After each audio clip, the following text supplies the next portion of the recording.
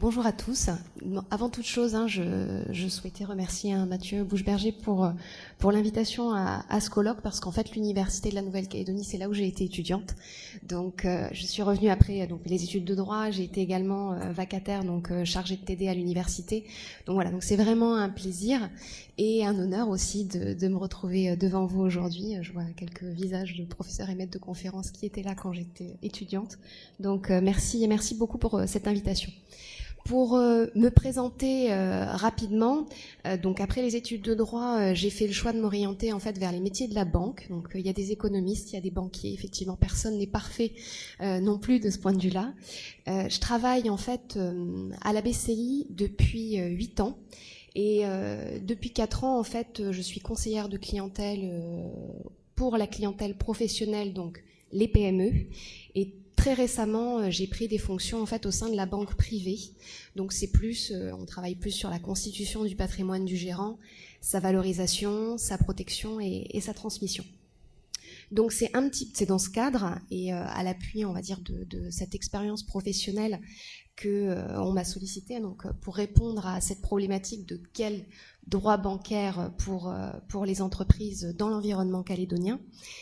C'est une problématique qui est vaste et qui est ardue parce que le droit bancaire est un champ juridique assez diversifié, qui également à une échelle globalisée, donc il y a énormément d'influence de la norme à un niveau international, dont une grande partie n'est pas applicable en Nouvelle-Calédonie, mais en tant qu'établissement bancaire, on est quand même obligé, comme on est intégré à ce système mondialisé, de le prendre en compte. Et par ailleurs, on en a parlé un petit peu précédemment, c'est que les attentes en fait des entreprises vis-à-vis des banques sont très importantes. Simplement, c'est que la banque est elle-même une entreprise. On l'oublie des fois un petit peu. On a plutôt la tendance à l'associer à du service public, et c'est pas le cas. Donc, on est une entreprise comme une autre avec des contraintes de rentabilité, de maîtrise de notre risque, même si c'est le cœur de métier. Donc, il y a cette mesure du risque qui est à prendre en compte, notamment depuis la crise de 2008, avec une envolée de la réglementation pour assurer la solidité des banques. J'y reviendrai. Donc voilà, c'est une question qui est compliquée, donc j'ai pas de réponse dogmatique, on va dire, à vous apporter aujourd'hui, mais simplement des pistes de réflexion. Je sais pas si je vais avoir besoin du PowerPoint, s'il vous plaît. Ah, je pensais que tout était automatisé, que ça apparaissait sur l'écran. Alors.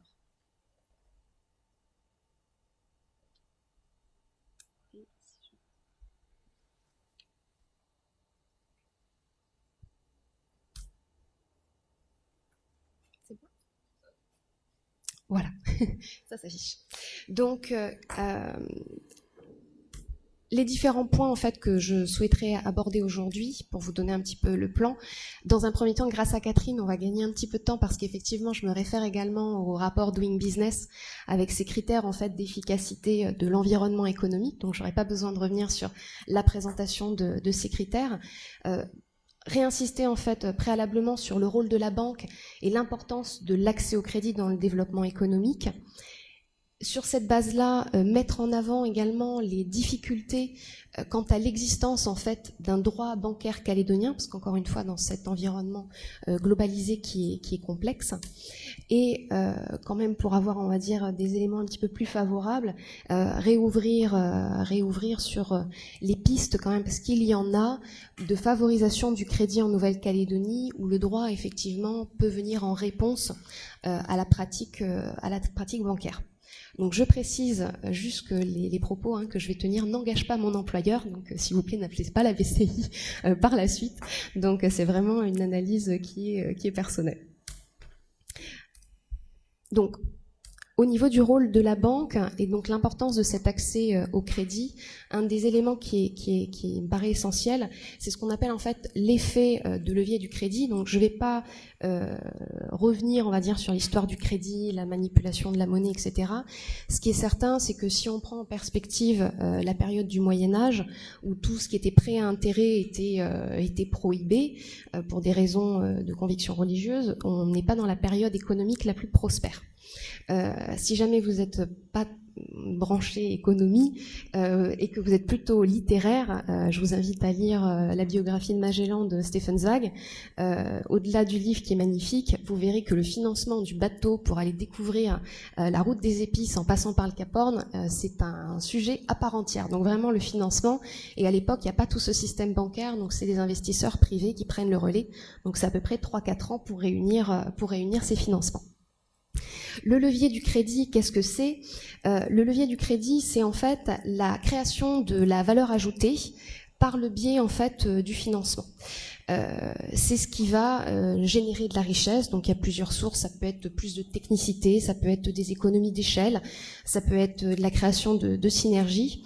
En tout cas, cette valeur ajoutée, elle peut se traduire au niveau de la banque sur ce qu'on appelle soit le bas de bilan, c'est-à-dire le cycle d'exploitation de l'entreprise, ou le bas de bilan, ou le haut de bilan, excusez-moi. Le bas de bilan de la société, c'est plus ce qu'on va appeler en fait les financements court terme. Le découvert, l'escompte pour tout ce qui est avance de trésorerie, éventuellement le crédoc quand on est sur les phases d'importation. Pour ceux qui sont plutôt juristes et donc pas économistes, le bas de bilan, vous retrouvez quoi au niveau de l'entreprise ? Vous retrouvez les stocks qui consomment de la trésorerie quand vous devez acheter vos stocks quand vous êtes sur une activité de commerce. Souvent, vos fournisseurs, si vous avez entre guillemets la malchance de travailler avec la Chine, c'est du paiement comptant, donc c'est-à-dire avant même que vos marchandises partent, vous avez déjà tout payé, donc pareil, c'est de la trésorerie à sortir. Et vous retrouvez donc ces stocks, ces fournisseurs, et vous retrouvez également vos clients qui, en fonction de votre activité, peuvent ne pas vous payer comptant, mais vous payer également à 45 jours. Donc voilà, donc c'est toute cette masse, ce besoin de financement qui est réel, et la banque a son rôle à jouer, donc dans une certaine mesure, dans un cadre mesuré, mais qui va permettre justement à cette entreprise de s'élancer et de se développer.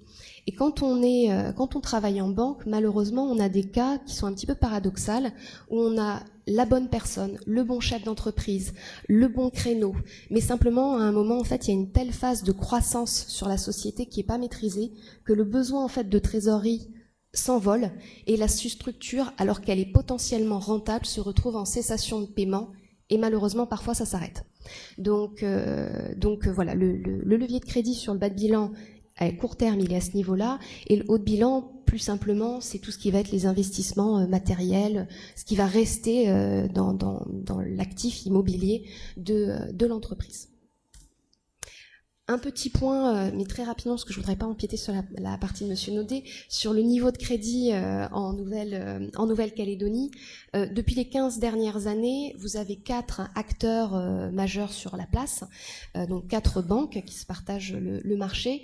Le niveau de crédit est globalement bon, et même depuis 2008, où on a quand même une récession avec la crise du nickel qui s'est mise pour les facteurs calédoniens principalement, on a quand même on n'a pas de frein encore sur le crédit, et au contraire, le crédit est supérieur, on va dire, à la croissance économique. Donc cet effet de levier, ce soutien des banques à l'activité économique est véritablement présent.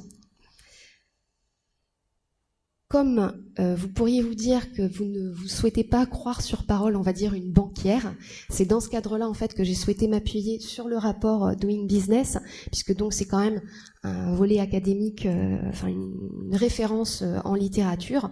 Bon, effectivement, vous pourriez me dire c'est fait par la Banque mondiale, donc par le plus grand des banquiers entre guillemets, mais bon, c'est pourquoi en fait avoir fait le choix de ce rapport Doing Business. Je ne vais pas répéter ce qu'a dit Catherine, simplement donc au niveau des sources, parce que c'est important, c'est quand même 13 000 collaborateurs qui participent chaque année à l'élaboration du rapport Doing Business, puisque c'est diffusé en fait dans les 190 économies pour rassembler en fait toutes ces datas pour les compiler. Vous avez dans ces sources quand même 2/3 qui sont des normes juridiques, donc c'est pour ça que je trouvais pertinent dans le cadre de ce colloque de faire référence en fait au rapport Doing Business. Et on retrouve, ce qui était intéressant également, c'est ce côté de ce cycle temporel avec voilà les 10 ou 11 domaines clés qui vont accompagner l'entreprise dans son développement. Donc, de ce point de vue-là, ce que j'ai souhaité mettre en avant, vous avez donc sur le tableau les 10 critères plus la règlement du travail, la règlement du marché de travail qui apparaît, et l'ajout en fait que pour vous démontrer l'importance de la banque et de l'accès au crédit pour le développement des entreprises, c'est que la banque intervient soit en tant qu'acteur direct, soit en tant que relais. Vous avez, donc je ne reviens pas sur les différents critères, vous avez quelques exemples d'opérations, création d'entreprises, on intervient pour l'augmentation, le dépôt du capital, les augmentations de capital, on a également un rôle quand on intervient sur tout ce qui est opération de financement, en lien avec les offices notariales, la distribution de crédit qui est notre cœur de métier, le paiement de l'impôt parce que toutes les opérations de banque, prélèvements, virements interviennent en fait par le compte bancaire. Vous avez également les avis à tiers détenteurs, puisque comme on est titulaire des comptes, s'il y a des impayés, on vient nous solliciter également de ce point de vue-là. Le commerce transfrontalier, on n'y pense pas non plus, mais toutes les banques ont des services internationaux pour utiliser les canaux SWIFT pour le transfert d'argent. C'est essentiel pour notamment l'approvisionnement, et y compris au niveau insulaire. Donc là, la réglementation internationale est très importante. Le droit des contrats, parce que le droit bancaire, c'est aussi le droit commun, et le règlement de l'insolvabilité, parce que c'est un petit peu le pendant de la distribution du crédit. C'est un métier qui est à risque. Le risque, il fait partie donc de notre analyse. Ça peut arriver que des dossiers arrivent à la casse, mais il faut qu'on ait un système de mise en jeu des garanties qui soit efficace. Donc voilà, vous voyez sur les 11 critères, vous en avez quand même 7 où la banque intervient. Donc la banque est vraiment un acteur majeur dans le système économique. Partant de ce point de vue-là, la problématique qu'on a, c'est la difficulté, en fait, une fois qu'on a dit ça, quelle est la place pour un droit bancaire calédonien ? C'est difficile, je vais juste rappeler très rapidement la définition du droit bancaire. Donc le droit bancaire, en fait, c'est l'ensemble des normes nationales et internationales qui viennent réglementer deux choses: les opérations de banque, donc l'activité, les actes juridiques, le mécanisme, mais également la profession de banquier, parce que je vous disais qu'on était une entreprise comme les autres, avec les mêmes contraintes, mais on n'est pas n'importe quelle entreprise non plus. Donc on est extrêmement scruté par l'État, par le législateur, parce que justement c'est la manipulation de la monnaie. La monnaie, c'est une compétence régalienne, et si vous déstabilisez l'économie, vous pouvez le faire au travers des banques et la crise de 2008 avec aujourd'hui toute l'interconnexion des systèmes bancaires. On a vu qu'il y avait quand même des signes de fragilité. Donc la profession de banquier en tant qu'acteur est extrêmement scrutée et de plus en plus réglementée depuis 2008. Juste pour vous donner un aperçu au niveau BCI, je crois que la réglementation depuis 2008, c'est à peu près 15 postes qui ont dû être créés en interne pour simplement contrôler en fait nos activités et répondre à la réglementation. Donc en termes de charge de personnel, c'est quand même assez conséquent. Donc cette définition du droit bancaire, on voit qu'on est face à un droit qui est quand même complexe et qui renvoie en fait à plein de facettes qui rendent difficile sa réglementation au seul niveau local. Trois éléments de ce point de vue-là, notamment en raison de ses sources. Le droit bancaire, c'est à la fois donc un droit qui est réglementé au niveau national, donc je ne vous refais pas la hiérarchie des normes, mais au niveau de la loi, il est codifié dans le droit civil, il est codifié dans le code de commerce. La loi bancaire de 84 est principalement intégrée dans le code monétaire et financier. Donc vous avez une multitude vous avez le code de la consommation également. Donc en fait, le droit bancaire n'est pas centralisé dans un seul code. Donc l'accès au droit bancaire est quand même assez complexe. Vous avez également au niveau des sources une grande importance au niveau international.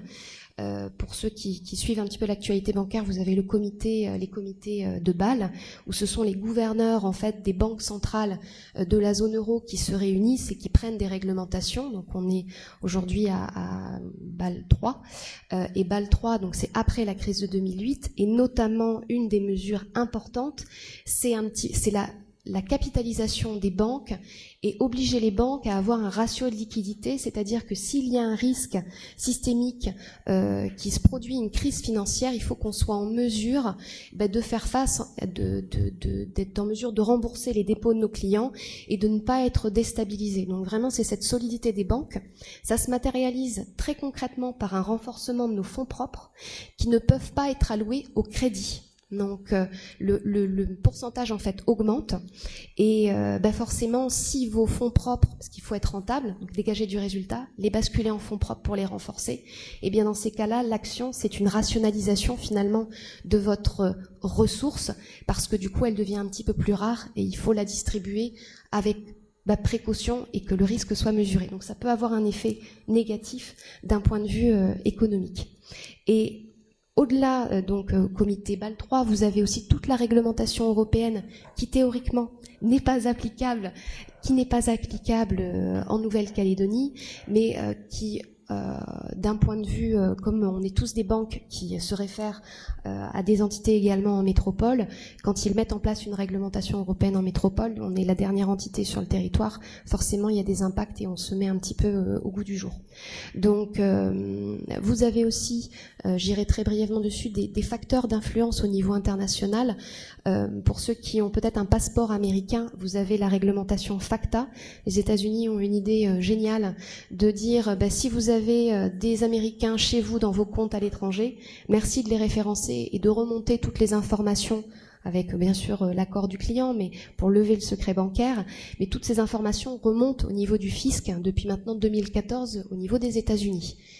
On peut toujours, en tant que banque, refuser de signer cet accord. L'impact, c'est que du coup, on n'utilisera plus les correspondants pour transférer l'argent par les États-Unis. Une banque aujourd'hui qui ne travaille plus avec ses correspondants américains ne peut plus faire de banque.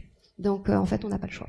Et ça vient s'intégrer finalement dans le niveau normatif. Donc là, la Nouvelle-Calédonie, c'est compliqué d'agir à ce niveau-là. C'est un droit à multiples facettes également par rapport à ses caractéristiques. C'est un droit qui est très technique. Les opérations de banque, c'est des mécanismes juridiques répétitifs, donc ils ont la nécessité d'être précis. Et c'est un droit qui est extrêmement formaliste, parce que justement le banquier est un peu en position de force. Donc vous avez énormément d'informations, il y a le devoir d'information du banquier, vous avez des mentions obligatoires quand vous portez caution. Donc c'est extrêmement réglementé. Et une partie de cette réglementation n'est pas dans le giron de la Nouvelle-Calédonie. Des facteurs d'influence aussi qui donnent cet aspect, cette particularité au droit bancaire. Donc le droit bancaire qui est sans conteste un droit commercial, donc branche droit privé classique. L'opération de banque est un acte de commerce, le banquier est un commerçant. Mais par contre, vous avez une forte influence en termes de droit économique public, parce qu'encore une fois, on touche à la monnaie, donc l'État a son mot à dire. Donc ça vient influencer par exemple le taux d'usure qui vient fixer, on va dire, le montant maximum à lesquels les banques peuvent prêter, donc aux particuliers ou aux entreprises. Je reviens pas sur le principe, enfin en tout cas très rapidement, la répartition des compétences Nouvelle-Calédonie métropole. Donc soit on est dans le champ du transfert des compétences, c'est la Calédonie qui est compétente, soit ça relève par rapport à la loi organique de l'État. Dans ces cas-là, c'est le principe de spécialité, c'est-à-dire qu'il faut une mention express pour que ça vienne s'appliquer en Nouvelle-Calédonie. Et à défaut, il peut y avoir éventuellement des lois de souveraineté ou d'office, ça va venir s'appliquer ici. Donc je vous mets en visuel le tableau de synthèse, mais qui du coup sera publié, donc j'avancerai un petit peu plus vite dessus. J'ai repris en fait les 7 critères du rapport Doing Business où la banque intervient. Vous avez le champ juridique, donc vous voyez qu'on est soit dans le champ du droit commercial, du droit de la propriété, de la distribution du crédit, du droit fiscal. Il y a une majorité où en fait c'est la Nouvelle-Calédonie qui est compétente, mais encore aujourd'hui la distribution du crédit, qui est un petit peu le cœur de métier, relève de la spécialité législative et donc de la métropole. Donc c'est cette notion vraiment qui est très diffuse au niveau du droit, et c'est compliqué pour le Congrès, je pense, de se positionner de ce point de vue-là.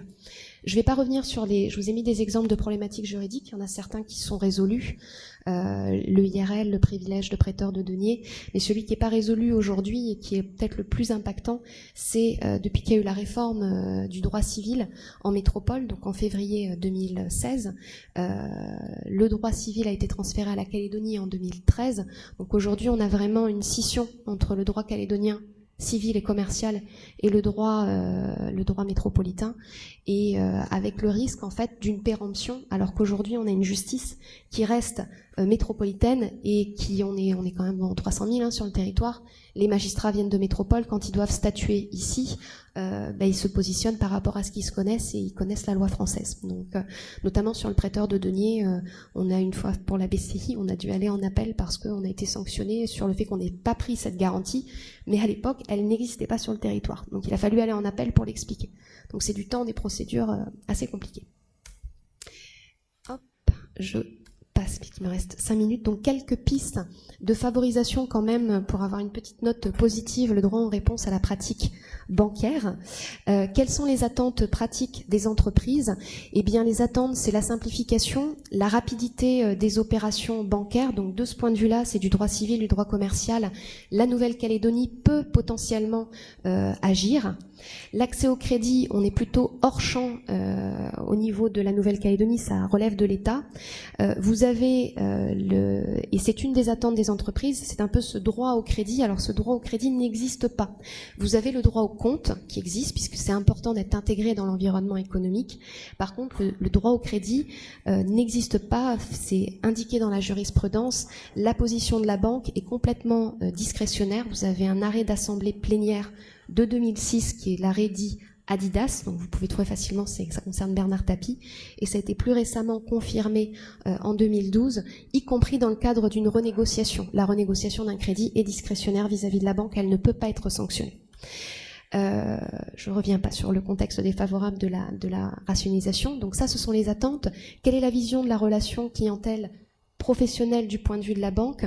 Il y a donc ce caractère intuitu personae qui est très fort. On est libre de contracter, de faire du prêt au chef d'entreprise. Le rapport de confiance est essentiel.